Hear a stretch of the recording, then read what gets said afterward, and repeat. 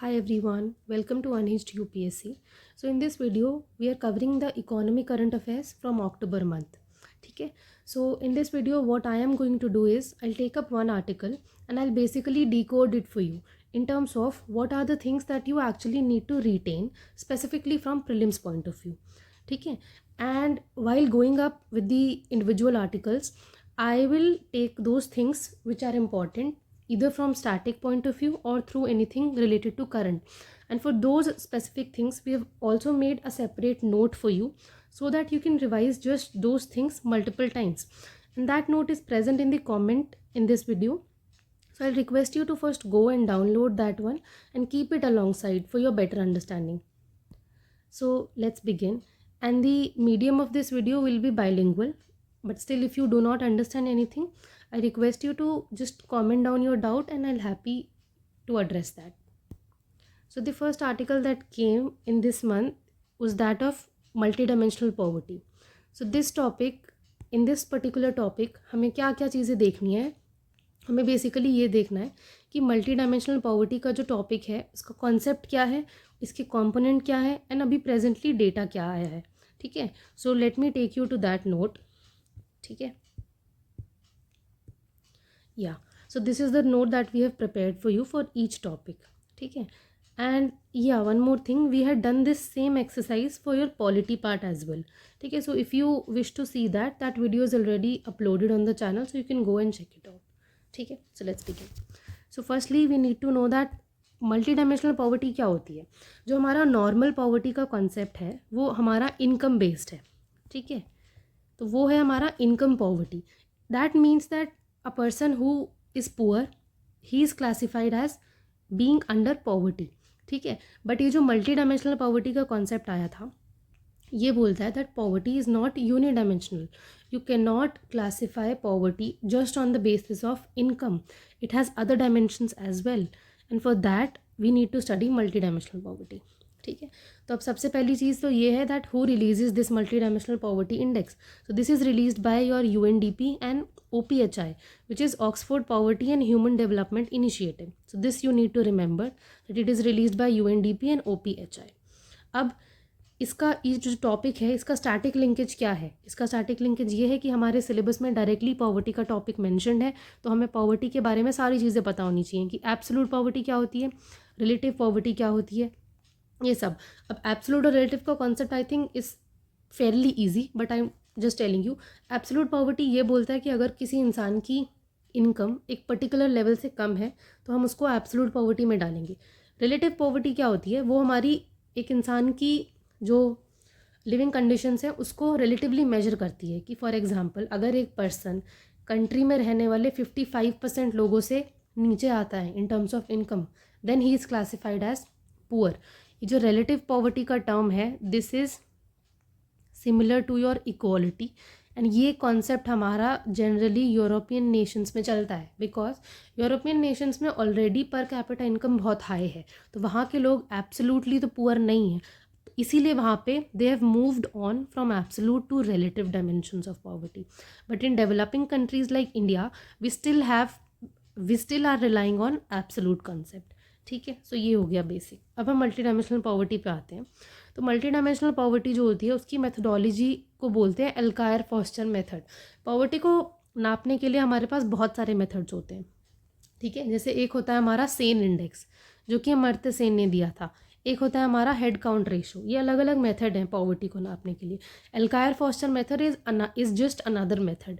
This is इसके अंदर अगर हम जाएंगे इसकी डिटेलिंग में तो हमें नहीं जाना, but you just need to remember this. ठीक है. Alkire Foster method. अब मल्टी डायमेंशनल पॉवर्टी का फॉर्मूला क्या होता है. मल्टी डायमेंशनल पॉवर्टी की जो वैल्यू आती है वो आती है H/A. Now H is about incidence की it is about the percentage of people who are poor. ठीक है. This is your head count ratio. Head count ratio क्या होता है, percentage of poor upon the total population. So this is H and it also includes intensity. Intensity में क्या लेता है ये, the average deprivation score of those who are poor. मतलब head count ratio से हमें ये पता चला कि कितने लोग पुअर हैं, इंटेंसिटी से हमें ये पता चलेगा कि वो कितने पुअर हैं. ठीक है. So it also talks about the intensity of poverty. तो MPI वैल्यू निकलती है H/I. इसकी रेंज याद रखनी है, it is about 0 to 1. The higher it is the worse it is. ठीक है। अब another thing is what is the cut off, मतलब हमने ये तो देख लिया कि अब हर किसी की एक एमपीआई वैल्यू आएगी, तो हम किस किस को क्लासीफाई करेंगे कि वो मल्टी डायमेंशनली पुअर है। उसके लिए हमारा एक कट ऑफ यूज़ होता है विच इज़ 33%, 33.33%। तो जिस इंसान का एमपीआई स्कोर 33.33% से ऊपर होगा they will be classified as multi dimensionally poor. तो ये चीज़ें याद रखनी है। अब सबसे इंपॉर्टेंट चीज़ आती है इसके डायमेंशंस क्या है। तो जो हमारा मल्टी डायमेंशनल पॉवर्टी इंडेक्स है उसमें 3 डायमेंशन आते हैं और हर एक और टोटल हमारे 10 इंडिकेटर्स हैं। तो 3 डायमेंशंस कौन से हैं? सबसे पहला डायमेंशन है हमारा हेल्थ का, फिर एजुकेशन और standard of living. Now if you remember ये सेम हमारे जो डायमेंशंस है वो हमारे ह्यूमन डेवलपमेंट इंडेक्स में भी आते हैं, तो वहाँ से भी यू कैन कनेक्ट। ठीक है, तो health, education and standard of living. अब इनके अंदर क्या क्या इंडिकेटर्स हैं वो भी हमें एक बार देख लेना है, वो हम देख लेंगे। हेल्थ के अंदर आता है न्यूट्रिशन और चाइल्ड मोर्टेलिटी, एजुकेशन में आता है years of schooling and school attendance, standard of living में हमारे आते हैं 6 इंडिकेटर्स। इनको याद कैसे करना है वो मैं आगे बता दूंगी। ठीक है, अब एक और चीज़ याद रखनी है कि हमारे इंडिया में हम एक national multi dimensional poverty index भी निकालते हैं which is release by NITI Aayog. तो इंडिया में सेम मेथड यूज़ होता है, सेम मेथडोलॉजी यूज़ होती है, कट ऑफ भी सेम है। डिफरेंस क्या है? मल्टी डायमेंशनल पॉवर्टी इंडेक्स जो ग्लोबल वाला है उसमें हमारे 10 इंडिकेटर्स हैं, जो नीति आयोग वाला है उसमें हम 12 इंडिकेटर्स यूज़ करते हैं। And what are the 2 additional? हम एक मैटरनल हेल्थ का इंडिकेटर ऐड कर देते हैं और दूसरा आ जाता है बैंक अकाउंट्स का। ठीक है, तो ये हो गया हमारा कोर कॉन्सेप्ट। ये बेसिकली हमारा स्टैटिक टॉपिक था, this was not actually current, क्योंकि मल्टी डायमेंशनल पॉवर्टी तो हमारे स्टैटिक में भी है। तो this was your static concept. ठीक है, सो आई होप आप यहाँ तक समझ गए। अब आगे हम देखते हैं कि हमें एग्जाम स्पेसिफिक क्या चीज़ें याद रखनी है। तो यहाँ पे देखो प्रीलिम्स फोकस्ड पॉइंटर्स क्या याद रखना है कि सबसे पहले तो रिलीजिंग बॉडी जो है ना ग्लोबल एमपीआई की, वो है यूएनडीपी और OPHI. It is not world bank, it is not IMF, तो यहाँ से कंफ्यूज मत होना। उसके बाद फॉर्मूला में क्या ट्रैप हो सकता है कि हमारा जो एमपीआई है it does not just show the number of poor, it also shows intensity of poverty. ठीक है, तो हमारी इंटेंसिटी जो है वो भी रिप्रेजेंट करता है ये, तो इंटेंसिटी प्लस हेड काउंट ये दोनों चीज़ें यूटिलाइज करता है। अब इंडिकेटर में यहाँ पे देखो हमने 10 इंडिकेटर्स पढ़े, अब सारे इंडिकेटर्स का इक्वल वेट है, दैट इज़ 1/3। ठीक है, तीनों जो डायमेंशंस हैं उनके इक्वल वेट है। इंडिविजुअली जो 10 इंडिकेटर्स हैं उनका वेट अलग अलग हो सकता है, वो हमें नहीं जानना है। अब जो ये वाली जो रिपोर्ट आई थी इसमें एक चीज़ याद रखनी है कि इसने क्लाइमेट को भी लिंक किया है विद पॉवर्टी, तो ये इतना इंपॉर्टेंट नहीं है, but still you just remember it. ठीक है, इंडिया का डेटा क्या बताता है हमें कि इंडिया में डिक्लाइन हुआ है पॉवर्टी। ठीक है, 404 million people exerted multi dimensional poverty, so this is an important index, important data. तो ये याद रखना है कि इंडिया में डिक्लाइन हुआ है। अब ये डेटा जो है ये हमारे लिए इंपॉर्टेंट हो जाता है from static point of view. यहाँ पे हम कंपेयर कर रहे हैं ग्लोबल डेटा को और मतलब ग्लोबल एमपीआई को और नेशनल एमपीआई को। ग्लोबल में देखो हेल्थ इंडिकेटर तो सेम है, इसमें ये बस एक मैटरनल हेल्थ का इंडेक्स यहाँ पे ऐड कर देता है। एजुकेशन में दोनों सेम है। स्टैंडर्ड ऑफ लिविंग में यहाँ पे ये 6 इंडिकेटर्स हैं, यहाँ पे ये एक 7वां बैंक अकाउंट और ऐड कर देता है। अब इसको याद कैसे करोगे? इसको याद देखो ऐसे करना, मेरे पास हाउस है, हाउस मेरा एसेट है और हाउस के अंदर इलेक्ट्रिसिटी होती है, ये याद हो गए। उसके बाद सैनिटेशन है, सैनिटेशन अच्छी करने के लिए मुझे क्लीन फ्यूल चाहिए और सैनिटेशन के लिए मुझे क्लीन वाटर भी चाहिए। ऐसे ये 6 इंडिकेटर्स याद हो जाएंगे। ठीक है, इसमें बस एक और ऐड कर लेना बैंक अकाउंट, तो वो नेशनल वाला आ जाएगा। हेल्थ में मैटरनल हेल्थ और ऐड कर लेना तो ये नेशनल वाला बन जाएगा। ठीक है, तो बस इतनी ही चीज़ें करनी है इस वाले आर्टिकल में। ठीक है, सो दिस कंप्लीट्स योर पहला आर्टिकल। अब देखते हैं अगला क्या है। ठीक है, तो इस आर्टिकल में सब कुछ चीज़ें कवर हो चुकी हैं, ये इसमें। ठीक है, नाउ जो हमारा सेकंड आर्टिकल है which is Nobel prize in economic sciences. अब देखो दो ये डायरेक्टली नहीं पूछते हैं कि नोबेल प्राइज़ किसको मिला था, but still just in case अगर पूछ लिया तो हम बस ये याद रख लेंगे कि 3 लोगों को मिला है नोबेल प्राइज़। उनके नाम बहुत डिफिकल्ट हैं, बहुत अजीब से नाम है, do not need to learn the entire name, बस ये याद कर लो कि जोएल, फिलिप एंड पीटर, इन तीनों को मिला है। और किस चीज़ के लिए मिला है? Innovation driven economic growth. ठीक है, तो ये पूछ सकता है बाई चांस कि इस बार को नोबेल किस फील्ड में मिला है? Innovation driven economic growth. अब इस आर्टिकल से हमें क्या चीज़ें रिटेन करनी है? हमें बस ये याद रखना है कि नोबेल प्राइज़ के बारे में हमें पढ़ना है, बिकॉज ये हमारा स्टैटिक जीके का पार्ट हो जाता है। ठीक है, तो जो नोबेल प्राइज़ है इकोनॉमी का, उसको बोलते हैं Sveriges Riksbank prize in economic sciences. Sveriges का मतलब होता है of Sweden, it is basically Sweden's Riksbank prize in economic sciences. ये कब इस्टेब्लिश हुआ था? 1968 में, ठीक है, 1968 में ये इस्टेब्लिश हुआ था। और एक बहुत इंपॉर्टेंट चीज़ ये है कि जो इकोनॉमिक में जो नोबेल प्राइज़ मिलता है, it is not one of the 5 Nobel prizes, ठीक है। तो अब इससे ये चीज़ देखनी है कि फिर नोबेल प्राइज़ किस किस फील्ड में दिया जाता है। तो हमारा जो नोबेल प्राइज़ है वो पीस में दिया जाता है, physics, chemistry, medicine and literature, ठीक है। Economics is not one of the 5 Nobel prize, ठीक है। तो ये हमारा 1968 में शुरू हुआ था and it is given by the royal Swedish academy of sciences. अब इसमें कुछ इंपॉर्टेंट चीज़ें हैं जो आपकी जनरल नॉलेज के लिए हैं। ये है कि Amartya Sen was the first Indian to receive the Nobel prize. अब अमर्त्य सेन के बारे में स्पेसिफिकली कुछ चीज़ें पता होनी चाहिए which I feel is important. Amartya Sen is a welfare economist, ठीक है।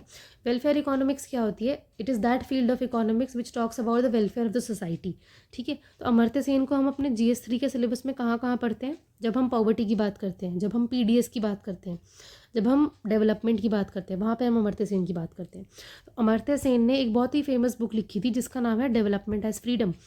इस बुक में ये बात करते हैं कि जब भी एक कंट्री में डेवलपमेंट होता है, it gives that country freedom. उनकी एक और बहुत फेमस बुक है जो कि शायद पूछ भी सकते हैं प्रीलिम्स में, विच इज़ मतलब इन्होंने एक कॉन्सेप्ट दिया था जिसको हम बोलते हैं पॉवर्टी एज कैपेबिलिटी डेप्रीवेशन। मतलब अमर्त्य सेन ने ये कहा था कि poverty is basically depriving a person of his capabilities, of his choices, ठीक है। तो ये याद रखना, कैपेबिलिटी डेप्रीवेशन का कॉन्सेप्ट अमर्त्य सेन का है। डेवलपमेंट एज फ्रीडम भी अमर्त्य सेन ने लिखी थी। एंड ऑल्सो अमर्त्य सेन को हम फेमाइन से भी जोड़ते हैं। जब अमर्त्य सेन ने ये बोला था कि किसी भी कंट्री में अगर फेमाइन हो रही है, किसी भी कंट्री में अगर अकाल पड़ रहा है, तो इट इज़ मैन मेड। उन्होंने कभी नहीं बोला कि famine is a natural phenomena, नहीं। उन्होंने ये बोला था कि ब्रिटिश एरा में जितनी भी फेमाइंस हुई थी वो सब मैन मेड थी, बिकॉज ब्रिटिश एरा ने की जो उनकी फॉल्टी इकोनॉमिक पॉलिसीज़ थी उसकी वजह से कंट्री में शॉर्टेज ऑफ फूड हुई थी। तो ये कुछ बातें हैं अमर्त्य सेन के बारे में विच यू कैन रिमेंबर, ठीक है। अब जो हमारा नोबेल प्राइज़ का टॉपिक है वो ये है कि हमारी जो इकोनॉमिक ग्रोथ होती है उसमें इनोवेशन का, साइंस एंड टेक्नोलॉजी का बहुत बड़ा रोल होता है, यही ये बता रहा है। एक इंपॉर्टेंट इसमें कीवर्ड आया था which is of creative destruction. Creative destruction basically क्या होता है कि जब भी कोई नया प्रोडक्ट इंट्रोड्यूस होता है तो वो मार्केट में जो पुराने प्रोडक्ट्स होते हैं उसको डिसरप्ट कर देता है, उसको डिस्ट्रक्ट कर देता है, एंड तभी कोई नई चीज़ आती है। तो why it is creative? Because it is introducing another product. Why it is destructive? Because हमारे पुराने प्रोडक्ट्स जा रहे हैं। अब सिमिलरली जैसे क्या बोलते हैं, पहले फीचर फ़ोन चलते थे, फीचर फ़ोन अब मार्केट से ऑलमोस्ट चले गए हैं और अब वी हैव स्मार्टफोन्स। तो it is a process of creative destruction, ठीक है। ये और उसके बाद जो ये दिया गया रोल ऑफ इनोवेशन, ये सब आपका मेन्स पॉइंट ऑफ व्यू से, if you have economics as your optional, वहाँ पे ये चीज़ें आपको काम आ सकती हैं, ठीक है। किसी का इकोनॉमिक्स ऑप्शनल हो अगर, तो वहाँ से you can know this and also, हाँ ठीक है। तो बस इसमें आपकी प्रीलिम्स के लिए इतनी चीज़ें याद रखनी है। ये याद रख लेना बस नोबेल प्राइज़ के बारे में कि इकोनॉमिक्स 1968 में इस्टेब्लिश हुआ था। It is not one of the 5 Nobel prize, ठीक है। तो now we move on to your third article, ठीक है। सो थर्ड आर्टिकल ये था कि PM धन धान्य कृषि योजना लॉन्च हुई थी इन द यूनियन बजट। इसकी कुछ स्पेसिफिक चीज़ें हैं जो प्रीलिम्स में पूछ सकते हैं, तो चलो वो देखते हैं पहले कि क्या क्या इसमें स्पेसिफिक चीज़ें हैं। तो ये रहा, तो प्रधानमंत्री धन Dhanya Krishi Yojana, it was announced in the union budget, ठीक है। इसमें क्या होता है कि this scheme targets 100 under performing districts to revolutionise agriculture. इसमें बेसिकली क्या है मैं बता देती हूँ कि हमारी कंट्री में ऐसे 100 जो अंडर परफॉर्मिंग डिस्ट्रिक्ट हैं जिनकी एग्रीकल्चरल ईल्ड उतनी ज़्यादा अच्छी नहीं है, ये उन 100 डिस्ट्रिक्ट को सेलेक्ट करेगा और वहाँ पे जो फार्मर्स हैं उनको सपोर्ट करेगा in terms of technology, in terms of subsidies to boost their yield and income, ठीक है। इसका जो ड्यूरेशन है, अब मैं आपको स्पेसिफिकली वही चीज़ें हाईलाइट करी हुई है जो आपको प्रीलिम्स में डायरेक्टली यूज़ होगी, ठीक है। तो ये स्कीम क्या करती है, ये 36 एग्जिस्टिंग स्कीम्स को कन्वर्ज कर देती है, ठीक है। और इसमें कितने डिस्ट्रिक्ट सेलेक्ट हो रहे हैं? 100। इसका ड्यूरेशन क्या है? 6 years and it is based on aspirational district programme. Aspirational district programme किसका था? नीति आयोग का, ठीक है। बस इसका स्टैटिक लिंकेज पता है हमें, एग्रीकल्चर के बारे में पूछते हैं, इंक्लूसिव ग्रोथ एंड प्लानिंग के बारे में पूछते हैं, ओके। अब प्रीलिम्स के हिसाब से यहाँ से हम देखते हैं क्या क्या चीज़ें हमसे पूछी जा सकती हैं। सबसे पहले तो क्राइटेरिया क्या है, कैसे डिस्ट्रिक्ट सेलेक्ट करेंगे 100। पहला क्राइटेरिया ये है कि जिस डिस्ट्रिक्ट में वीट की ईल्ड 3.5 टन्स पर हेक्टेयर से कम होगी वो, जहाँ पे cropping intensity 1.55 cycle per year से कम होगी। क्रॉपिंग इंटेंसिटी क्या होता है? क्रॉपिंग इंटेंसिटी इज़ बेसिकली एक साल में एक खेत के ऊपर कितनी बार क्रॉपिंग हो रही है। एक बार वीट उगाया, उसको हार्वेस्ट कर लिया, क्या उसी साल में उसके बाद कुछ और उगाया गया, इसको हम बोलेंगे साइकिल्स। तो जहाँ पे भी 1.55 साइकिल से कम होती है इंटेंसिटी, वहाँ पे ये सेलेक्ट कर लेंगे। और जहाँ पे क्रेडिट एक्सेस कम है, अब ये चीज़ इंपॉर्टेंट है, हर एक स्टेट से मिनिमम एक डिस्ट्रिक्ट होना ही चाहिए। And Uttar Pradesh has the maximum allocation, मतलब उत्तर प्रदेश के 12 डिस्ट्रिक्ट हैं इस स्कीम के अंदर।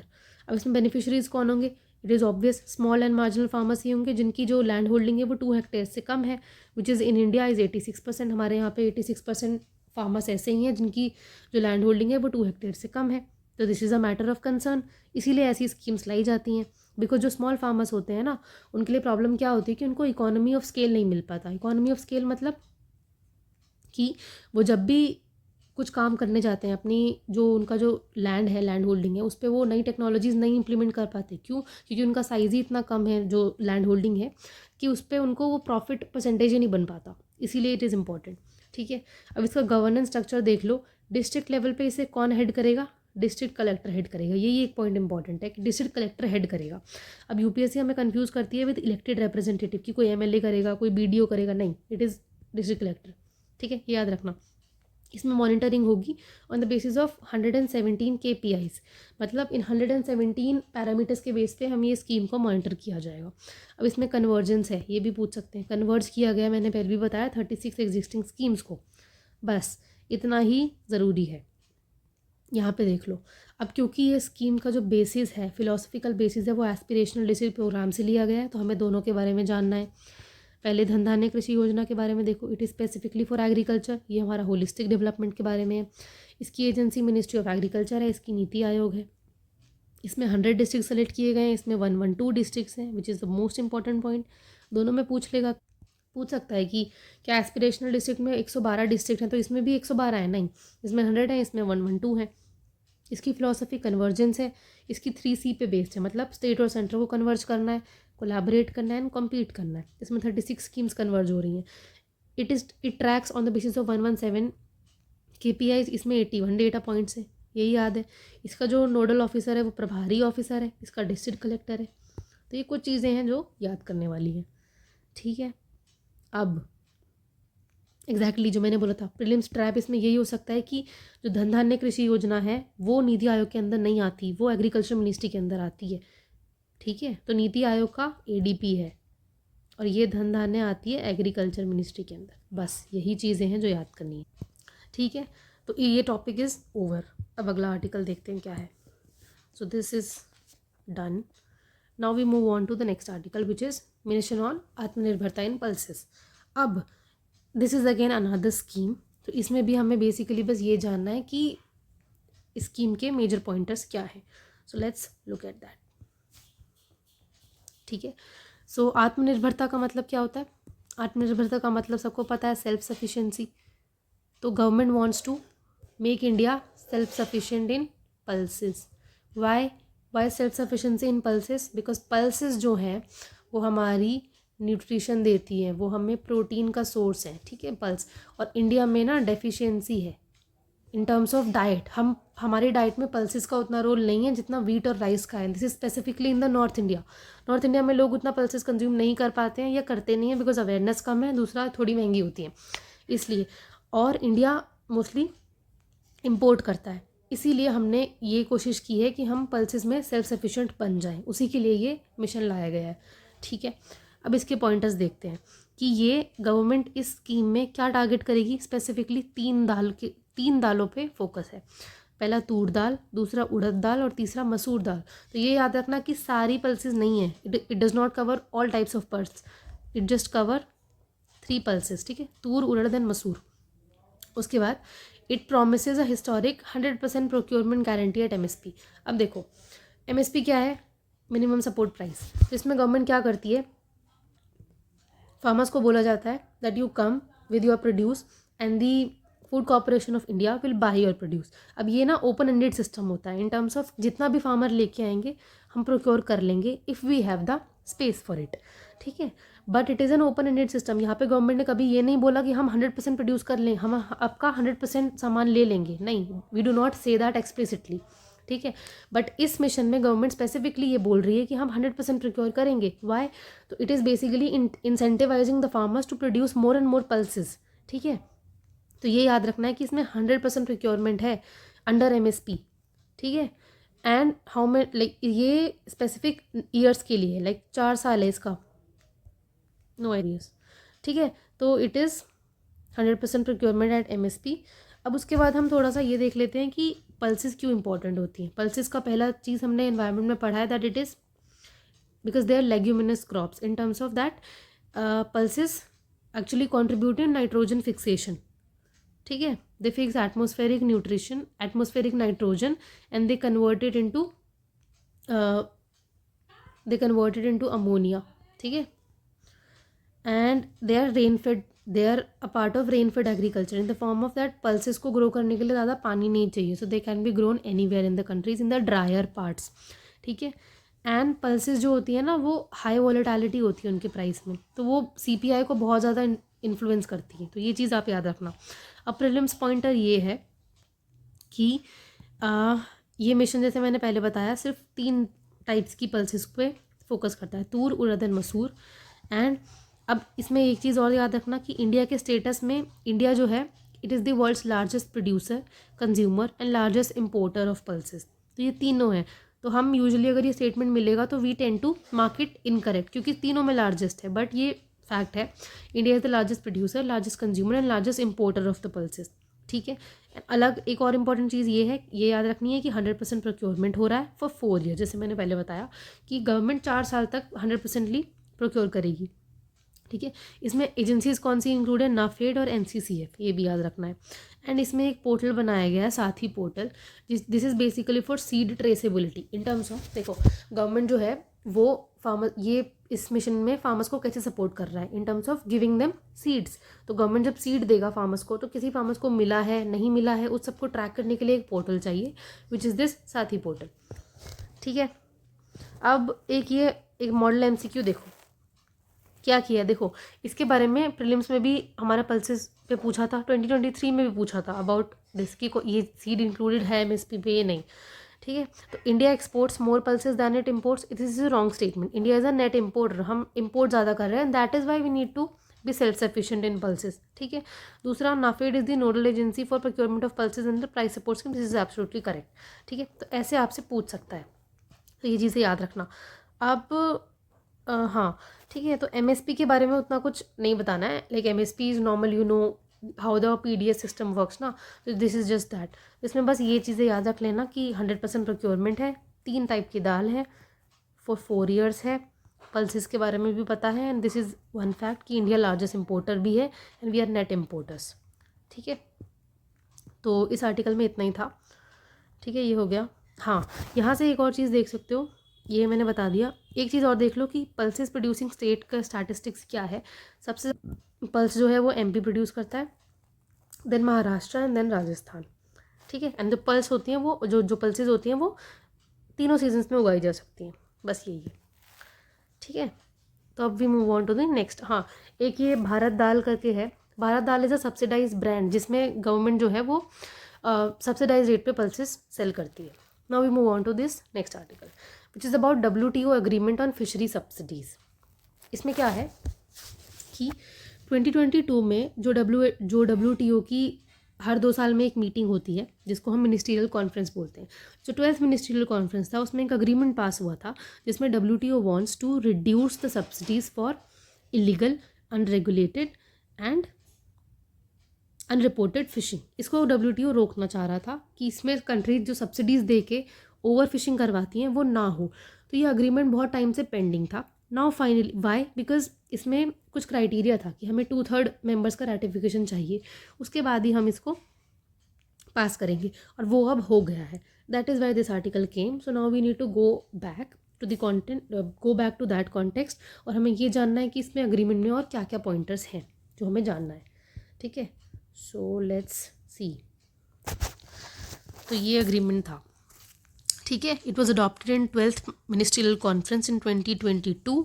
It is now been entered by after 2/3 ratification. WTO के 2/3 मेंबर्स ने इसको रेटिफाई कर दिया है, इसीलिए ये अभी इम्प्लीमेंट हो चुका है। तो 2/3 याद रखना, 2/3 मेंबर्स का रेटिफिकेशन चाहिए था।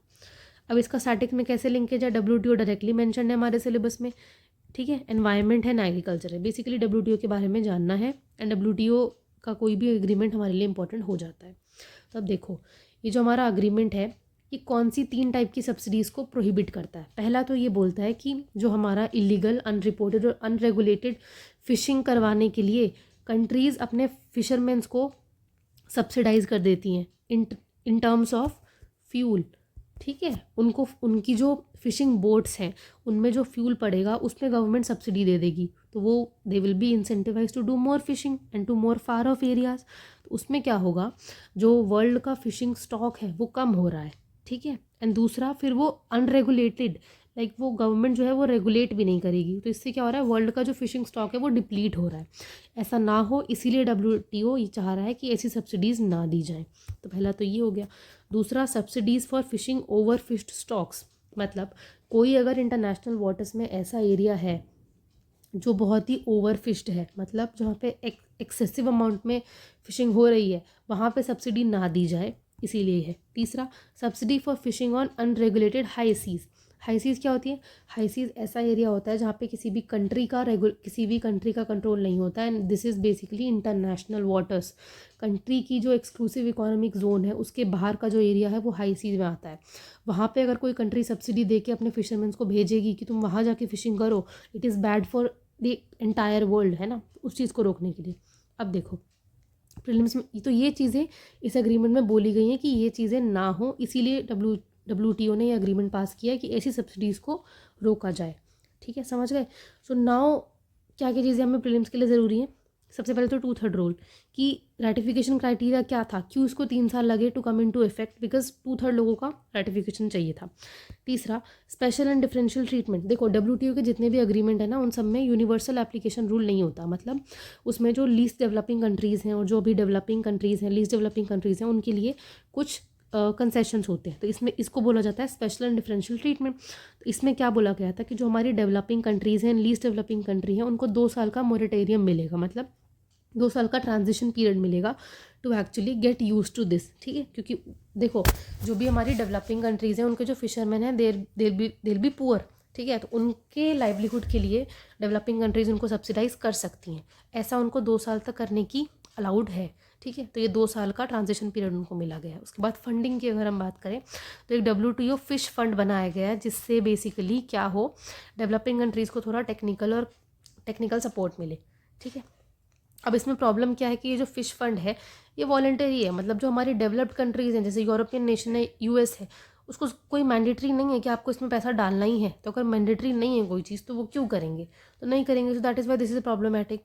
अब हम देखते हैं इंडिया का स्टेटस क्या है। इंडिया ने रेटिफाई नहीं किया है इस एग्रीमेंट को, this is the most probable question, ठीक है। तो इंडिया ने रेटिफाई नहीं किया, अब क्यों नहीं किया ये समझो।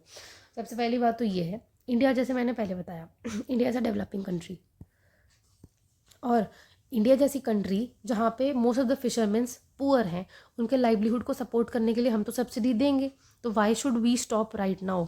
जो कंट्रीज़ इतने सालों से ऐसा कर रही हैं जैसे US हो गया, चाइना हो गया, जापान हो गया, रशिया हो गया, ऐसी कंट्रीज़ पे पहले आप ये रोक लगाओ ना। We are still a developing nation, so why should we agree to that. तो इसीलिए इंडिया ने नहीं किया, because India argues for CBDR which is common but differentiated responsibilities, कि हिस्टोरिकली जिन कंट्रीज़ ने फिशरी स्टॉक को ओवर यूज़ किया है उन पे पहले लगना चाहिए, and we are not doing that much harm, ठीक है। तो इसीलिए इंडिया ने इसको रेटिफाई नहीं करा है। अब एक चीज़ और याद रखनी है, हमने यहाँ पे हाई सीज़ की बात की थी, तो ये एक हमारा वो आता है global map of international waters, इसको याद रखना है कि ये देखो अगर ये हमारा लैंड है, ठीक है, तो हमारा मतलब यहाँ से पीछे हमारी कंट्री है, इससे आगे अगर हम 12 नॉटिकल माइल्स जाएंगे, 12 नॉटिकल माइल्स तक हमारा टेरिटोरियल वाटर होता है जिस पे कंट्री का कंट्रोल होता है, और 12 मीटर आगे जाएंगे तो हम कंटिगुअस जोन में आ जाएंगे। यहाँ पे रेस्ट्रिक्शन होती है बट कंट्री का कंट्रोल होता है, ठीक है। तो ये याद रखना है, territorial water is 12 nautical miles, contiguous zone is total 24 nautical miles, exclusive economic zone कितनी होती है 200 नॉटिकल माइल, तो ये याद रखना। और इस चीज़ के बाद जो चीज़ आएगी वो होता है इंटरनेशनल वाटर हाई सी, जहाँ पे ये मना करता है कि आप हाई सी में फिशरी मत करवाओ, ठीक है। तो बस यही है इसमें। अब ये देखो WTO का एक बहुत इंपॉर्टेंट अग्रीमेंट है which is called the agreement on agriculture, तो ये उससे लिंक नहीं है। अग्रीमेंट ऑन एग्रीकल्चर में 3 टाइप के बॉक्स आते हैं, ब्लू बॉक्स, अम्बेर बॉक्स और ग्रीन बॉक्स, ये अलग ही टॉपिक है। तो ये आई थिंक आप लोगों ने पढ़ा होगा इन स्टैटिक, ठीक है। तो ये फिशरी एग्रीमेंट इसकी बात नहीं करता है। तो इस आर्टिकल में इतना ही था, बस यही चीज़ें आपको याद रखनी है, ठीक है। सो अब हम अगले आर्टिकल पे जाते हैं। तो ये हो गया हमारा WTO का अग्रीमेंट। अगला आर्टिकल था ये India's approach to AI। This is nothing to do with prelims, so we can skip that. उसके बाद आता है incentive scheme for promotion of critical minerals. Government ने क्रिटिकल मिनरल्स की रिसाइकलिंग को प्रमोट करने के लिए एक इंसेंटिव स्कीम लेके आया है, ठीक है। तो इसको अब हम देखेंगे। एक ये देख लो, जो हमारा अभी आर्टिकल गया नीति आयोग वाला, उसमें एक कॉन्सेप्ट उसमें ये है स्ट्रक्चरल और फ्रिक्शनल अनएम्प्लॉयमेंट के बारे में। तो ये जान लो कि दोनों के बीच में डिफरेंस क्या होते हैं। जो हमारा स्ट्रक्चरल अनएम्प्लॉयमेंट होता है वो ये होता है कि अगर कोई जॉब तो अवेलेबल है बट हमारे पास वो स्किल्स नहीं है कि हम उस जॉब में पार्टिसिपेट कर सकें, तो इसको बोलते हैं स्ट्रक्चरल अनएम्प्लॉयमेंट। फ्रिक्शनल वो होता है कि मैं अभी एक जॉब में हूँ लेकिन मुझे अपनी जॉब स्विच करनी है, तो मैंने एक जॉब क्विट करी और मैं दूसरी जॉब ढूंढ रही हूँ। इन द मीन टाइम जब मैं दूसरी जॉब के लिए अप्लाई कर रही हूँ, इंटरव्यूज़ दे रही हूँ, कुछ कर रही हूँ, by the time I do not get into another job, वो जो टाइम पीरियड है जिस टाइम के लिए I am unemployed, that is the time which is known as frictional unemployment, ठीक है। अब स्ट्रक्चरल अनएम्प्लॉयमेंट किस लिए होता है? टेक्निकल डिस्रप्शन की वजह से। मतलब अगर अभी कुछ टेक्नोलॉजी यूज़ हो रही है, कुछ टाइम बाद वो चली जाए पूरी तरह से, तो जो लोग उस प्रीवियस टेक्नोलॉजी में थे वो सब अनएम्प्लॉयड हो जाएंगे, उसको बोलते हैं स्ट्रक्चरल अनएम्प्लॉयमेंट। ये इनवॉलेंटरी होता है और ये लॉन्ग टर्म के लिए होता है। फ्रिक्शनल वाला तो वॉलेंटरी है, मैंने अपनी मर्जी से जॉब छोड़ी है। ये होता है जब हमारे पास इन्फॉर्मेशन की कमी होती है। मतलब अगर मैंने एक जॉब क्विट कर दी है और दूसरी जॉब मैं अभी ढूंढ ही रही हूँ, क्यों? क्योंकि कंपनी के जो इंटरव्यू प्रोसेस है वो इतना ट्रांसपेरेंट नहीं है, मुझे ढूंढना पड़ रहा है लिंक्डइन पे या कहीं और जाके मैं ढूंढ रही हूँ कि भाई कहाँ कहाँ से जॉब मिलेगी। तो ये सब ना इन्फॉर्मेशन एसिमेट्री की वजह से होता है। उसके बाद इसका सोल्यूशन क्या होता है? रीस्किलिंग, की अगर कोई नया टेक्नोलॉजी आ गया है तो मैं अपने आप को स्किल कर लूँ। सिमिलरली फ्रिक्शनल का सोल्यूशन क्या है? कि मेरे को बेटर इन्फॉर्मेशन मिले, तो यही है, ठीक है। अब ये देखो प्रीलिम्स ट्रैप इसमें एक ये था कि फ्रिक्शनल एम्प्लॉयमेंट बैड नहीं होता है, अच्छा होता है। It means that people are switching jobs for their own benefits, it shows dynamism in the economy, ठीक है। दूसरा टेक्निकल अनएम्प्लॉयमेंट फ्रिक्शनल है नहीं, टेक्निकल तो स्ट्रक्चरल है, हमने देख लिया, ठीक है। अब ये आर्टिकल इंपॉर्टेंट है। इसमें बेसिकली क्या बोला गया है कि हमारा जो क्रिटिकल मिनरल्स है ना उसकी रिसाइकलिंग कंट्री में प्रमोट हो, इसीलिए गवर्नमेंट ने ये मिशन लेके आया है। कहाँ से प्रमोट होने? अब देखो क्रिटिकल मिनरल्स ऐसे मिनरल होते हैं जो कि बहुत इंपॉर्टेंट होते हैं हमारे economic development point of view से, लेकिन उनकी सप्लाई कम होती है या उनको एक्सट्रैक्ट करने के तरीके बहुत ही डिफिकल्ट होते हैं। इसीलिए गवर्नमेंट ये चाह रहा है कि जो हमारे ऑलरेडी कुछ ऐसे इक्विपमेंट्स होते हैं, जैसे बैटरीज होती हैं, जैसे मोबाइल फ़ोन्स होते हैं जिसमें ये मिनरल्स यूज़ होते हैं, तो जो ओल्ड डिस्कार्डेड फ़ोन्स हैं उसमें भी कुछ मिनरल्स होंगे, तो गवर्नमेंट चाह रहा है कि उसको हम एक्सट्रैक्ट करें थ्रू रिसाइकलिंग एंड उसको फिर रीयूज़ करें, इसीलिए ये लाया गया है। तो इसके लिए देखो government target the extraction of critical mineral, जैसे लिथियम कोबाल्ट हो गया, from secondary sources, primary sources से नहीं, सेकेंडरी सोर्सेज जैसे ई वेस्ट हो गया, यूज्ड बैटरीज हो गया, टू रिड्यूस इम्पोर्ट डिपेंडेंस। अब ये डायरेक्टली आपके MMDR एक्ट जो आया था उससे लिंक्ड है। अब यहाँ पे देखो कॉन्सेप्ट क्या है। इंडिया जो है वो 100% लिथियम और कोबाल्ट इम्पोर्ट करता है, तो मतलब डोमेस्टिकली हम बहुत ज़्यादा डिपेंडेंट है आउटसाइड वर्ल्ड पे। हमें ऐसा नहीं करना चाहिए, we should be self sufficient in that. इसमें एक और टॉपिक दिया है अर्बन माइनिंग। अर्बन माइनिंग क्या होता है? Urban mining means extracting those minerals from existing waste which is secondary source. अब ये एक कीवर्ड है जो कि डायरेक्टली पूछ सकता है कि अर्बन माइनिंग क्या होता है। अर्बन माइनिंग ये नहीं होता कि mining in urban areas, no. Urban mining is basically secondary extraction और रिसाइकलिंग। जब भी हम मेटल्स को एक्सट्रैक्ट करते हैं फ्रॉम एग्जिस्टिंग वेस्ट, उसको बोला जाता है अर्बन माइनिंग। अब उसके बाद आता है एक और कीवर्ड था इसमें, ब्लैक मास डिस्टिंक्शन। ब्लैक मास क्या होता है? जब भी हम किसी बैटरी को श्रेड करते हैं उसमें से जो ब्लैक कलर का पाउडर निकलता है उसको बोलते हैं ब्लैक मास, ठीक है। अब प्रीलिम्स से में क्या पूछ सकते हैं पहले वो देखो। इसकी मिनिस्ट्री कौन सी है? मिनिस्ट्री ऑफ माइंस के अंदर आता है ये। इम्प्लीमेंटिंग इंडस्ट्री कौन सी है? Jawaharlal Nehru aluminium research development and design centre Nagpur. ये पॉइंट इंपॉर्टेंट है बिकॉज ये हम कंफ्यूज कर सकते हैं थ्रू IBM और GSI नहीं, जियोलॉजिकल सर्वे ऑफ इंडिया नहीं है इसकी इम्प्लीमेंटिंग एजेंसी, ये है Jawaharlal Nehru aluminium research development and design centre. उसके बाद इसमें क्या क्या चीज़ें एलिजिबल हैं टू एक्सट्रैक्ट मिनरल्स फ्रॉम, हम ई वेस्ट से एक्सट्रैक्ट कर सकते हैं, हम लिथियम आयन बैटरीज जो यूज़ हो चुकी हैं उनसे एक्सट्रैक्ट कर सकते हैं, और हम इंडस्ट्रियल स्क्रैप से ले सकते हैं। इसमें हमें कैपिटल एक्सपेंडिचर पे सब्सिडी मिल रही है और ऑपरेशनल सेल्स पे भी हमें सब्सिडी मिल रही है। ठीक है, तो ये हो गया। अब हमारा स्टैटिक चीज़ जो सबसे ज़्यादा इंपॉर्टेंट है वो है इंपॉर्टेंट ये क्या इंपॉर्टेंट है कि एक होते हैं हमारे क्रिटिकल मिनरल्स, एक होते हैं हमारे स्ट्रेटेजिक मिनरल्स। इन दोनों में क्या डिफरेंस है वो ही देख लो। सबसे पहले क्रिटिकल मिनरल्स है हमारे पास 30 क्रिटिकल मिनरल जो बहुत इंपॉर्टेंट है। इन 30 मिनरल्स में से 24 ऐसे मिनरल हैं जो हमें अटोमिक एनर्जी में हेल्प करते हैं और डिफेंस एंड स्पेस में हेल्प करते हैं। तो ऐसे 24 मिनरल्स जो कि इसका सब पार्ट है उसको हम बोलते हैं स्ट्रेटेजिक मिनरल्स, और ये strategic minerals part D of MMDR act में डिफाइंड है। ठीक है, अब जो हमारे क्रिटिकल मिनरल्स हैं उनको ऑक्शन करता है स्टेट गवर्नमेंट, लेकिन इनमें से जो और ज़्यादा इंपॉर्टेंट है 24 उसको ऑक्शन करता है सेंट्रल गवर्नमेंट। दोनों ही केसेस में रेवेन्यू जाता है स्टेट को, ये चीज़ याद रखना, रेवेन्यू स्टेट को जाएगा। प्राइवेट माइनिंग दोनों में अलाउड है अब। ठीक है, तो this table is really important, इसको रिवाइज कर लेना। ठीक है, और जो स्कीम है उसमें बोला है कि आप सिर्फ ब्लैक मास बना के दोगे तो आपको इंसेंटिव नहीं मिलेगा, you must extract the final metal to get the money. ठीक है, अब उसमें एक और चीज़, एक फाइनल चीज़ ये देखो, 2023 में MMDR एक्ट में एक अमेंडमेंट हुआ था जिसमें 6 मिनरल्स को एटॉमिक मिनरल की लिस्ट से निकाल दिया था। एटॉमिक मिनरल की लिस्ट वो होती है जहाँ पे सिर्फ PSUs जो पब्लिक सेक्टर यूनिट्स हैं वही एक्सट्रैक्ट कर सकते हैं, प्राइवेट सेक्टर नहीं कर सकता। इसमें से 6 मिनरल्स को बाहर निकाल लिया था, मतलब इनमें अब प्राइवेट सेक्टर भी अलाउड है। कौन कौन से थे वो? Lithium, beryllium, niobium, titanium, tantalum and zirconium. ठीक है, इनको याद रखना। अब ट्रैप देखो कहाँ पे कर सकते हैं हमें। सबसे पहले तो कॉपर, कॉपर जो है वो हमारा क्रिटिकल मिनरल है, बट कॉपर जो है वो स्ट्रेटेजिक मिनरल नहीं है, इसीलिए क्रिटिकल मिनरल की ऑक्शनिंग कौन करता है? स्टेट करता है, और स्ट्रेटेजिक की कौन करता है? सेंटर करता है। बिकॉज कॉपर जो है वो हमारा क्रिटिकल मिनरल है, इसलिए copper blocks are auction by state government.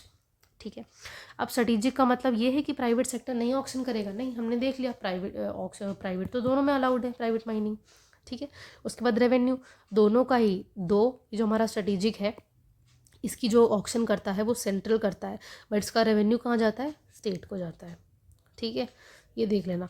अब रिकैप देख लो, क्रिटिकल मिनरल 30 है, स्ट्रेटेजिक मिनरल 24 है, 6 मिनरल को डीलिस्ट कर दिया है, ऑक्शन कौन करता है? सेंटर करता है, मनी किसको जाता है? स्टेट को जाता है। तो बस ठीक है, तो ये आर्टिकल आई थिंक सबसे इंपॉर्टेंट था आज की क्लास में, तो ये अच्छे से पढ़ लेना। ठीक है, अब आई थिंक एक आर्टिकल और बचा है, ये हो गया। उसके बाद एक और आर्टिकल आया था जिसमें ये बोला था कि एनुअल सर्वे ऑफ इंडस्ट्री की जो रिपोर्ट है वो रिलीज़ हो गई है। अब एनुअल सर्वे ऑफ इंडस्ट्री क्या होता है? ये हमारा NSO जो है वो रिलीज़ करता है एनुअली, एंड इसमें बेसिकली इंडस्ट्रीज़ की ग्रोथ कैसी हो रही है थ्रू आउट द ईयर वो हमें बताते हैं। ये उतना इंपॉर्टेंट नहीं है, बट जस्ट समझ लो कि एनुअल सर्वे ऑफ इंडस्ट्री कौन लेके आता है? NSO लेके आता है। और इसमें कौन कौन सी इंडस्ट्रीज़ कवर्ड नहीं है? डिफेंस इंडस्ट्रीज़ कवर्ड नहीं है, ऑयल स्टोरेज कवर्ड नहीं है, डिस्ट्रीब्यूशन फर्म्स कवर्ड नहीं है, और रेलवे और गैस नहीं कवर्ड है। ठीक है, ये हमारी रिपोर्ट थी, ये हमारा कुछ फैक्चुअल डेटा है जो आप पढ़ सकते हो।